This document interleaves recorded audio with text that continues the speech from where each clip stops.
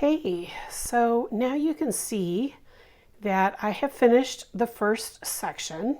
So I need to change colors, and I'm going to do that by taking my stitch marker out of the first stitch of the round. Now, this is what's left of my first color, and I'm going to the next lightest color. And the best way to do this is to insert your hook into the stitch and do a slip stitch, and that's your marked stitch that we just did. So I'm going to take that out, and I'm going to slip stitch with the new yarn. So the slip stitch goes through the stitch that we just inserted into and into the loop on the hook.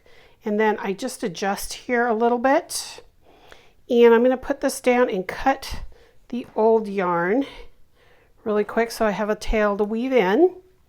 And now I'm going to go ahead and start working with the new color. Okay, so now we're ready for the second stitch.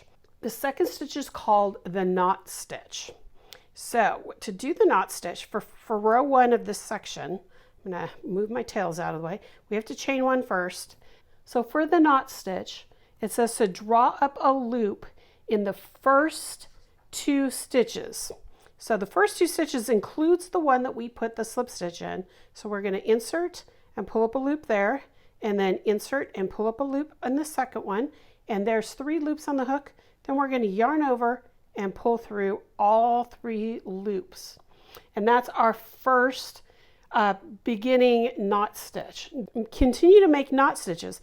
And the way you're going to make these knot stitches are, now we're going to go with the first leg in the same stitch that you ended with last time, and then pull up a loop in the next stitch. So you've got 3 loops, yarn over and pull through all 3. So now we've got 2 knot stitches, 1 here and 1 there. Going to do that again. Insert in the last stitch that we used, and then in the next stitch. And this is what keeps our stitch count correct. So I'm going to pull through, and there's another knot stitch. I'm going to do that again. 1, 2, yarn over, pull through. 1, 2, yarn over, pull through. So I've got 5 knots there right now. 1, 2, 3, 4, 5. Now, to keep count of where you're at, I recommend putting your stitch marker in the very first one that you did. So I'm going to go ahead and do that right now. There we go. Okay. So now you can see I've got 5 here. So 1, 2, 3, 4, and 5. I'm going to continue to go around on this row, and then I am going to come back and show you how to end and start row 2. So you can see I have gone up to the 119th stitch. And that right here, the last leg of the last knot stitch, is in the last knotted double crochet. Now, if you look right here, what looks like another stitch is actually the slip stitch and then the chain 1. We don't want to work in those. So if you were to do 120 stitches, just like the pattern tells you, you would insert your hook here, and then you would insert your hook in the turning chain to do the stitch, and then pull through, and then you would slip stitch here and start all over again. But that's going to give you a seam.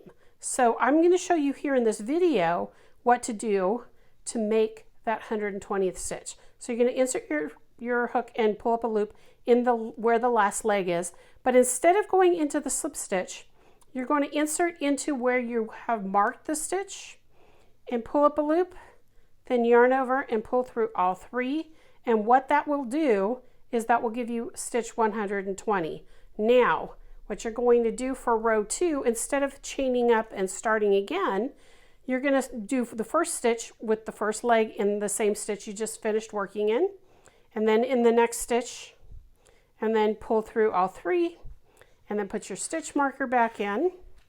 And I'm going to show you here how that will, there we go. So there's no jog here. So then we're going to keep going with the knot stitch.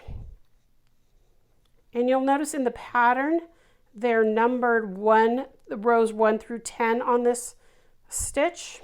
So you're going to do a total of 10 rows of the knot stitch. Now as you look as you're going up, you're going to see there's bigger holes here starting to form, and the knot stitch will start to pop. So you're going to do exactly what we just did for a total of 10 rows.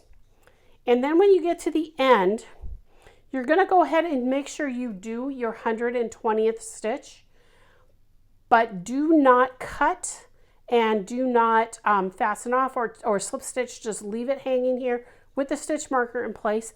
And next week we'll get to the next step. See you next time.